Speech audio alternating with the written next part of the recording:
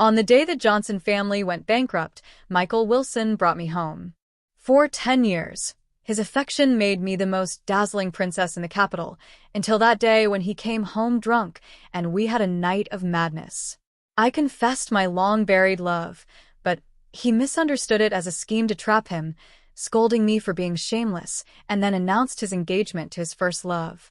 Everyone thought I would cause a scene, but this time I chose to silently terminate my pregnancy and quietly leave on the day of their wedding.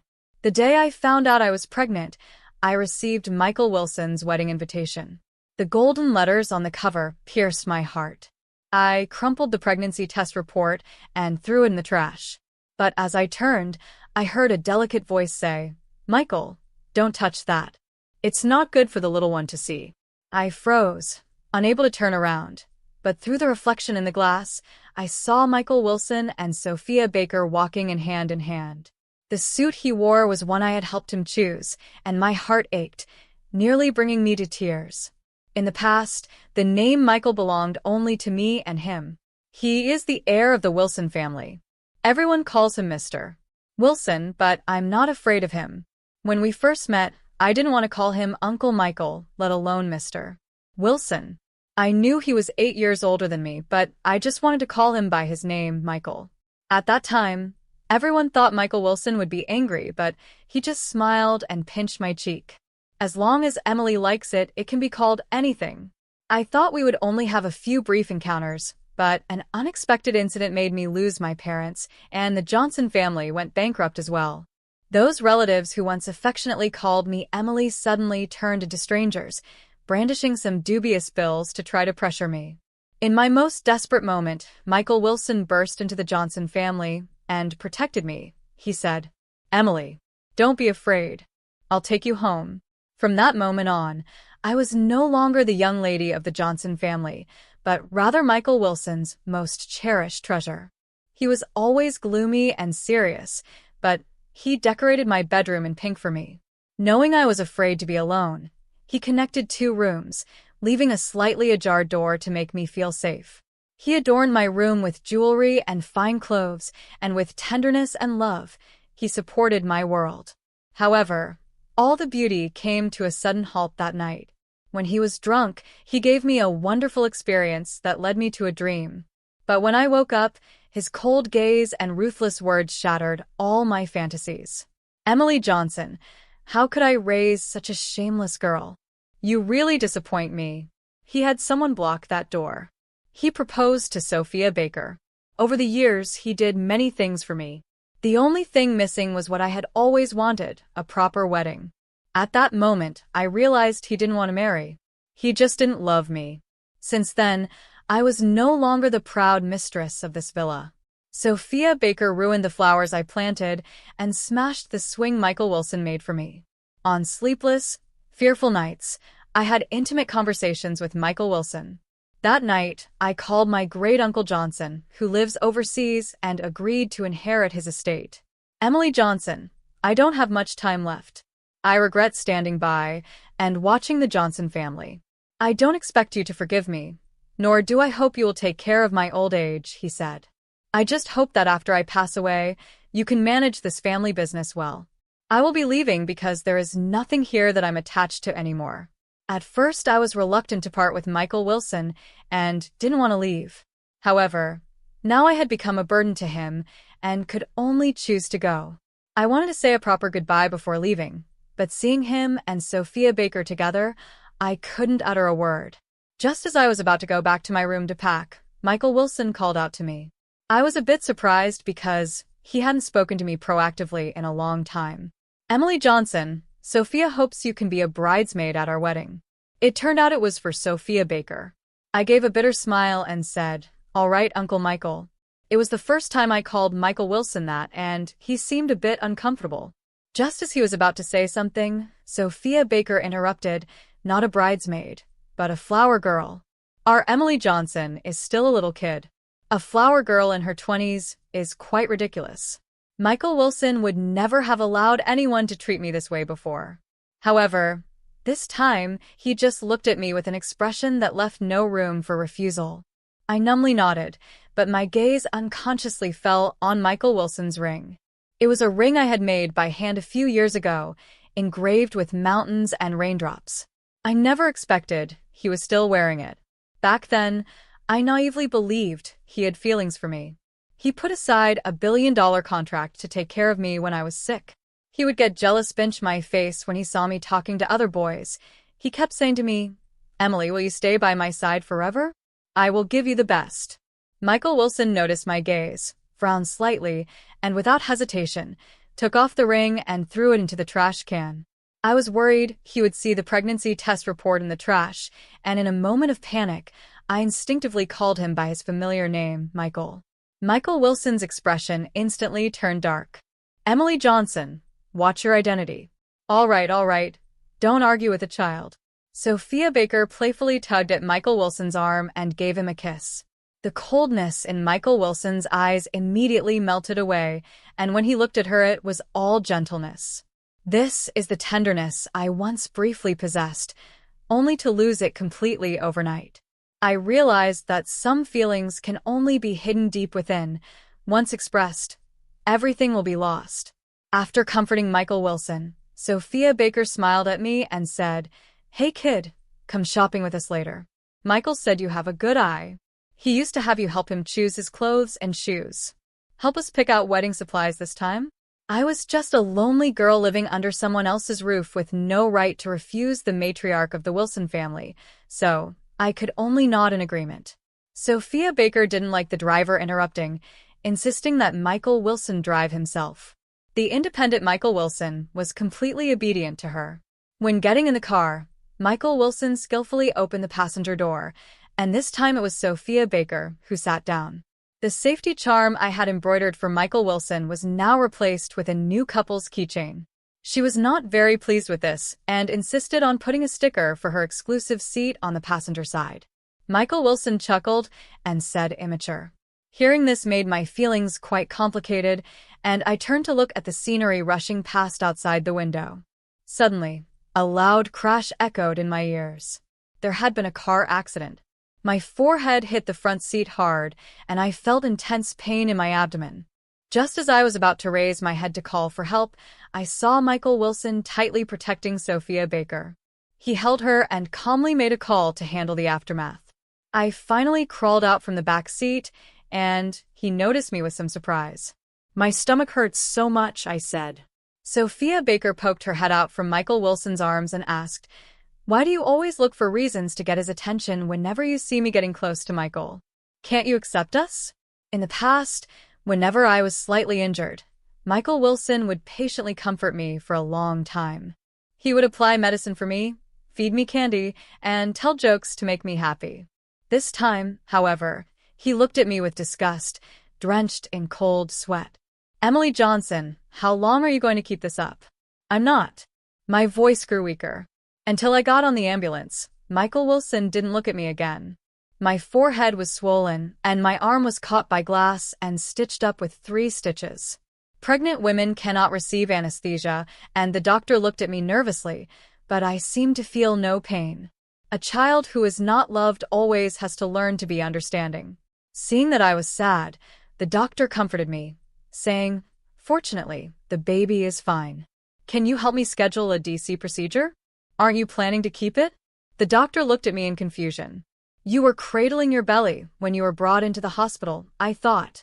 In a daze, I saw the past Michael Wilson sitting by my bedside, tears of worry in his eyes. At that moment, I instinctively wanted to protect our child. But back in reality, I clearly knew that both this child and I were a disgrace to Michael Wilson. We shouldn't exist. The doctor told me that my current physical condition wasn't suitable for surgery and that I needed 2 days of rest. After being discharged, I took a detour to get my visa, and by the time I returned to the Wilson family, it was already late. I thought Michael Wilson would take Sophia Baker to see the fireworks, but unexpectedly, he was waiting on the sofa for me to come home. "Why are you back so late?" There were a lot of people at the hospital. I habitually looked down to hide my lie, and this time I actually got away with it. "I saved you some food. After you eat, call Sophia to apologize." I didn't know what I did wrong, but since he asked me to apologize, I had no choice but to comply. I sat at the dining table, which was filled with spicy dishes that Sophia Baker liked.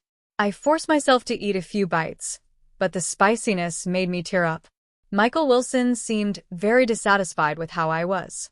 He suddenly stood up, angry. "Emily Johnson, who are you trying to impress? Can't you just take it easy on a happy day?" I gripped the chopsticks tightly, tears streaming down my face, and ate a few bites of rice in a daze. Michael Wilson silently watched me. He threw the expensive scar cream he once bought in front of me and said, "The Wilson family doesn't need you to eat this meal. Hurry up and clean yourself up. Don't embarrass yourself at the wedding." I wanted to tell Michael Wilson that I would never embarrass him again. In a few days, I would disappear from his world forever. But before I could say anything, he had already walked away. I cleaned up the dining table and washed the dishes.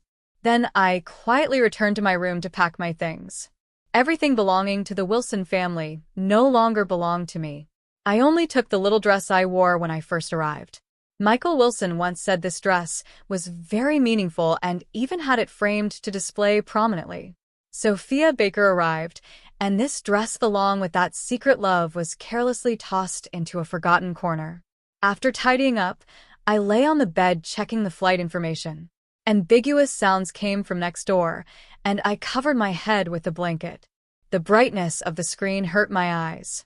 I know the Wilson family has been very good to me. Michael Wilson gave me the best 10 years of my life. To repay their kindness, I should leave early and not make things difficult for him. But I just want to greedily catch a glimpse of Michael Wilson as the groom to see if he matches my imagination. Consider it a farewell to my 10 years of secret admiration. From now on, I only hope he can be happy and forget my existence. Early the next morning, Sophia Baker brought me a dress. "I'm sorry you got hurt. The day after tomorrow is your birthday, and to make up for it, I asked Michael to throw a celebration for you. Remember to dress up nicely. Michael doesn't want to see you looking gloomy." I glanced at the white dress and found that the material and cut were much worse than in previous years. In the past, the Wilson family's birthdays were significant events for me. Michael Wilson would always put aside his work to prepare for me personally. But now, I shouldn't ask for too much. "Thank you, Aunt Sophie." Sophia Baker left, satisfied. On my birthday, I tried hard to cheer myself up, dressing up carefully and putting on the earrings my mother designed. There was originally a matching necklace, but it disappeared after the Johnson family went bankrupt. Michael Wilson once said he would do everything possible to help me find it. A noisy commotion came from downstairs. Most of the guests had arrived. I couldn't afford to delay, so I hurried down the stairs, lifting my skirt. Halfway down, I froze. This wasn't my birthday party. It was the engagement party of Michael Wilson and Sophia Baker. Sophia Baker was wearing the same dress as mine, with a dazzling necklace around her neck. The guests at the scene were staring at me with strange looks. "Hey, isn't she the adopted daughter of the Wilson family? Mr.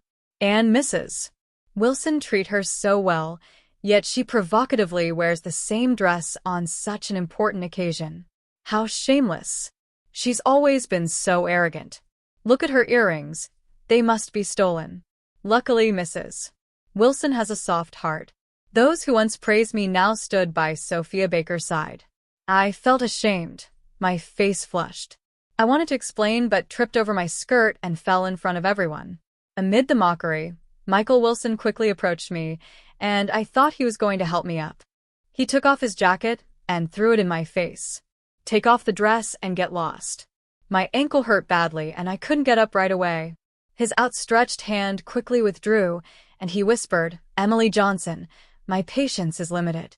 He chose to stand by Sophia Baker, and arguing was pointless. I could only grit my teeth and get up, limping back to my room. The music from downstairs began to play, and I turned to see Michael Wilson and Sophia Baker dancing together. It was I who taught him to dance. Back then, he wasn't very good at it. I held back my tears and slammed the door shut, isolating myself from the noise. I thought it would hurt as usual, but looking at the bright moonlight outside, I felt unexpectedly calm. When I first arrived at the Wilson family, I couldn't sleep well every night. Michael Wilson went to great lengths to plant a large patch of lavender behind my room. At night, the moonlight and the scent of flowers made me feel at ease. But now the moonlight remains while my heart is as desolate as that flower bed. The evening breeze passed by, seemingly without any ripples. When morning came, I went to the hospital by myself. It was the same doctor who treated my foot injury. After checking my body, he scheduled an afternoon DC procedure for me. I was sitting outside the operating room waiting when I received a call from Michael Wilson. He asked with concern, "I heard from Mrs. Thompson that you went to the hospital. Is your injury still not healed?" I replied, "Last night. It was Sophia Baker." He interrupted. "I know Michael Wilson," interrupted me. "She is the future Mrs. Wilson and your elder. I must protect her." I was taken aback. The Michael Wilson who once stood up to the world for me now left me feeling lost. In that moment, I realized that apart from money, I seemed to owe him nothing anymore. At least emotionally, he was the one who made me suffer first. I forced a smile and touched my belly. "Can you come to the hospital to see me?" After all, Michael Wilson was the father of this child. Out of emotion and reason, I wanted to say goodbye to him. Michael Wilson hesitated for a moment and said, "I'll come over after this meeting." After hanging up the phone, I leaned back in my chair, staring blankly at the ceiling. Time passed slowly, and it wasn't until the nurse came to urge me that I snapped back to reality. I wanted to send Michael Wilson a message to ask where he was. When I opened my phone, I saw a new post from Sophia Baker, "Spent the whole day shopping with me. Thinks even a diamond ring the size of a pigeon egg is too small." I stopped expecting anything and liked the post before following the nurse into the operating room. The surgery went smoothly. In a few days, I would quietly leave Michael Wilson's world, just like this child. The Wilson family was busy preparing for the wedding, caught up in a whirlwind of activities. Knew no one wanted to see me, so I obediently stayed in my room to recover. The wedding day was bustling with excitement. Michael Wilson took a moment from his busy schedule to come to my door and locked it. "Emily Johnson, I'm doing this for your own good," he said. "This way, Sophia can feel at ease." We looked at each other through a locked door. Through the crack, I vaguely saw Michael Wilson in his wedding attire. The gray suit made him appear dignified and stern, but not quite as I had imagined. I smiled and said, "Michael Wilson, I wish you happiness. It doesn't matter who you're with, as long as you're happy." I will quietly leave and never show up again. Everyone in the Wilson family was invited to this grand wedding, yet I was locked in this unnoticed room. When the surroundings calmed down, I shattered the glass. I left the place I had lived for 10 years without any hesitation, boarding the plane without any attachments. Just as the plane was about to take off, the person next to me mentioned some shocking news. Michael Wilson had run away from his wedding. I heard he made a call just before the wedding. No one answered. He panicked immediately. He was desperate to go home and check things out. Mrs. Wilson was not pleased and stopped him. "After a few arguments, Mr. Wilson actually just left the bride and drove away." Both the person next to me and I were shocked. Michael Wilson had always been the heir of the Wilson family since he was young, reserved, and rarely showed his emotions. How could he do something like this on such an important day? Could it be for me? The moment that thought crossed my mind, I dismissed it. What am I to him? A sister or a daughter? Are you a lover or a mistress? I have nothing. She's just worried that I might cause trouble at the wedding. I stopped thinking about it, put on the blindfold, and leaned back in the chair to sleep. It's been a long time since I've had a good sleep. I dreamt of many past events. In my earlier years, I relied on Michael Wilson's affection and often ignored the rules of the Wilson family, sneaking out to have fun at night. One time, Michael Wilson woke up in the middle of the night and couldn't find me, nearly crying out of worry. When I apologized to him, he held me tightly and said, "It's okay, Emily, just as long as you come back, then no matter how much trouble I caused, he always supported me. Unconditionally, but this time is different. I won't go back. He should be happy without me as a burden. He can have a good life with Sophia Baker after waking this time. everything with Michael Wilson is behind me. We'll live our own lives from now on, and the barrier between us is no longer that door, but an insurmountable ocean. We will never see each other again. After getting off the plane, Great Uncle Johnson's butler came to pick me up. He looked apologetic and said, "Miss Johnson, the sir asked me to apologize to you on his behalf before he passed." Miss Johnson, I haven't heard that title in a long time. Since coming to the Wilson family, Michael Wilson specifically asked the staff to omit that surname when addressing me, hoping to eliminate the distance in my heart and bring us closer together.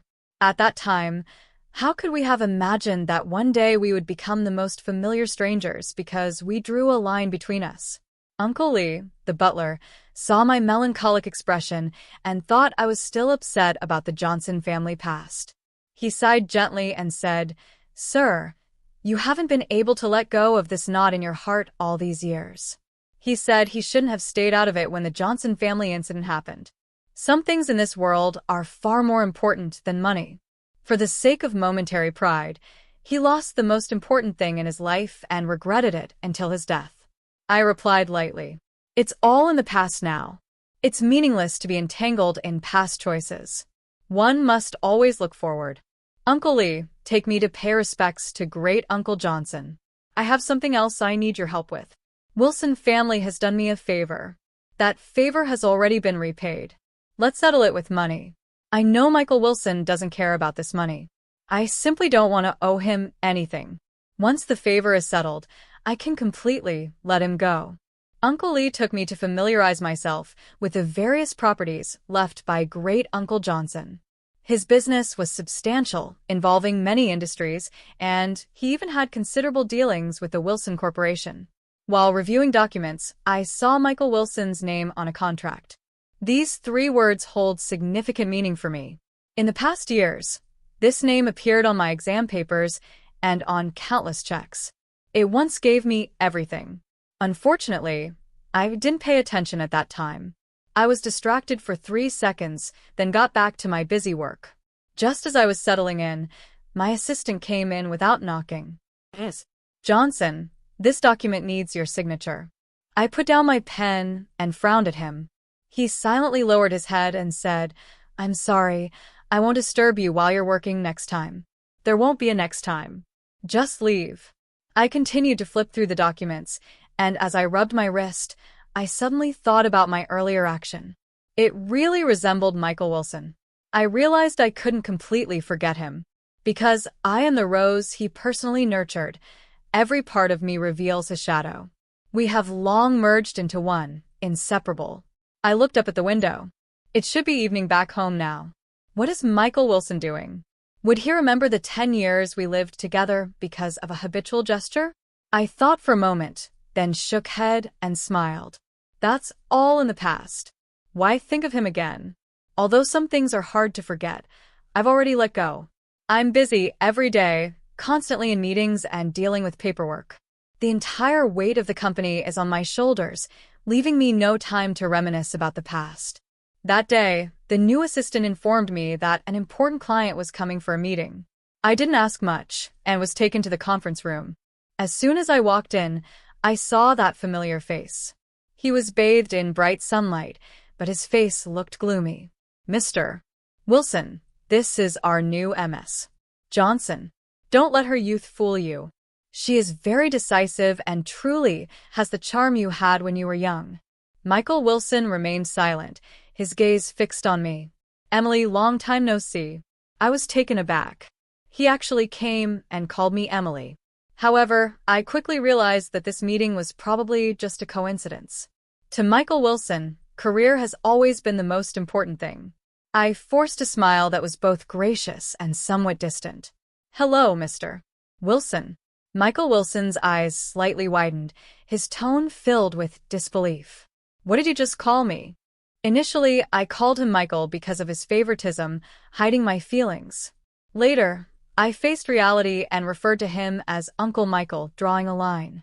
My love for him ended that night, and my feelings for him stopped at his wedding. Now, we are just business partners. I should call him Mr. Wilson. I can only call him Mr. Wilson. So Mr. Wilson and Miss Johnson have a good relationship. That's great. about this contract. The assistant noticed the awkwardness between us and smiled to ease the tension. But Michael Wilson was unfazed and suddenly asked, "Was that 200 million project something you gave to me? Why would you do that?" I smiled and said, "That's what I owe you. From now on, we're even."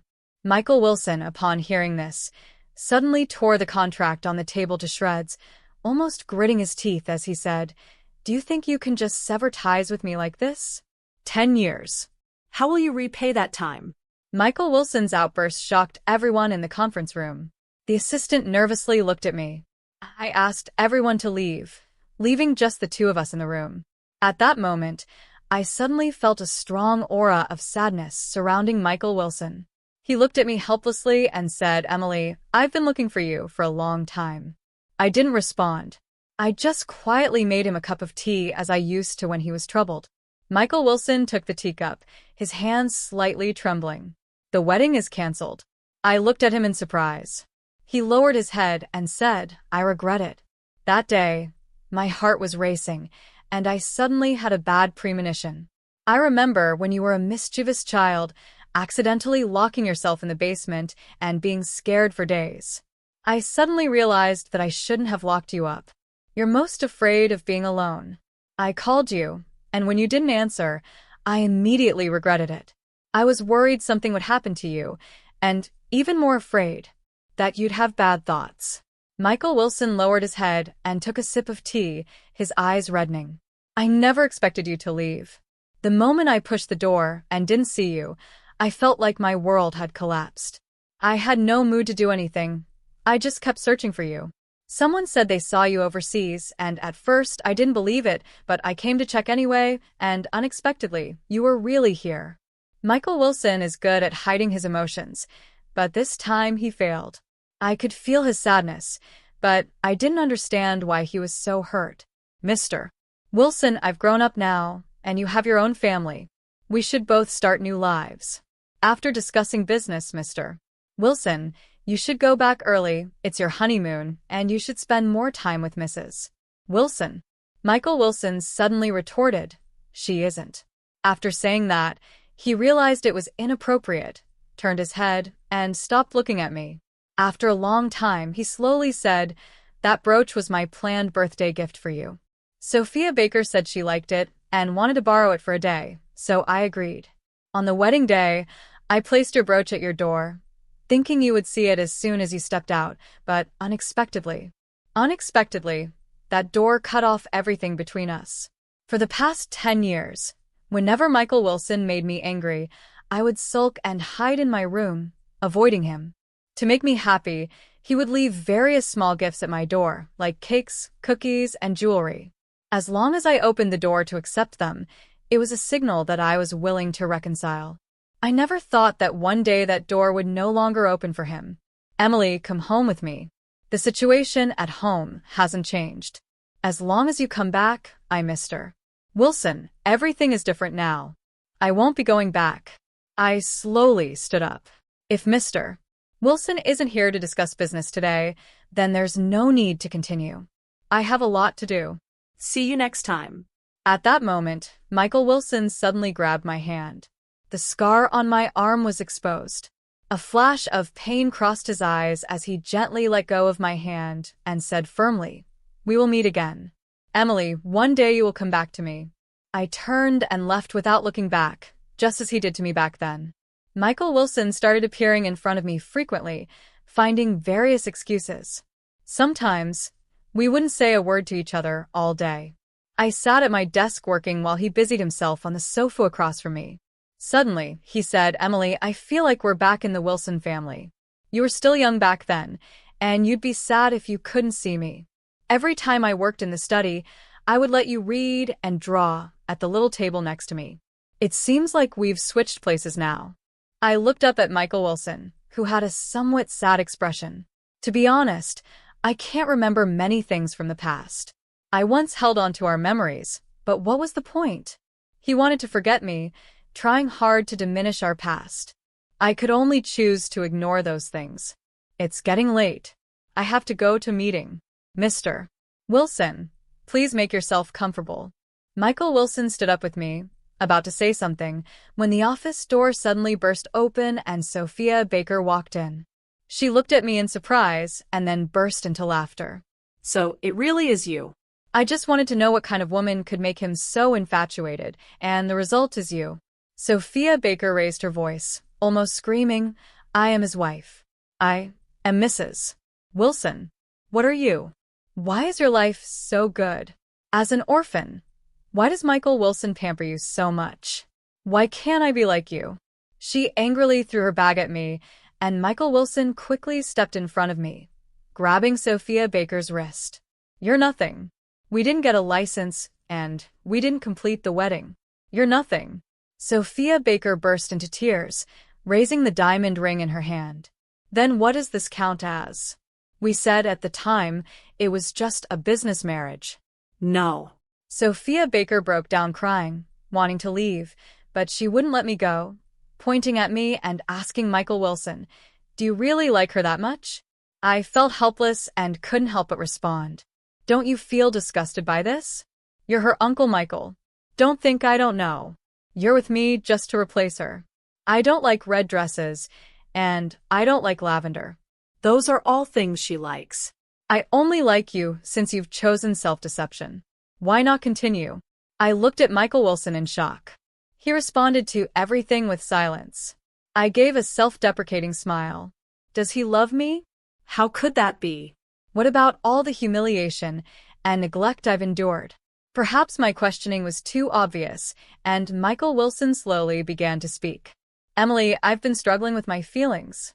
Later, I found out that it was Sophia Baker who drugged me that night. I couldn't tell you the truth, afraid of losing you and also afraid of what others would think. I'm not as strong as you imagine. Emily, you're so young. If I were your age, I would pursue you without hesitation, but I'm no longer young. I have responsibilities and a life.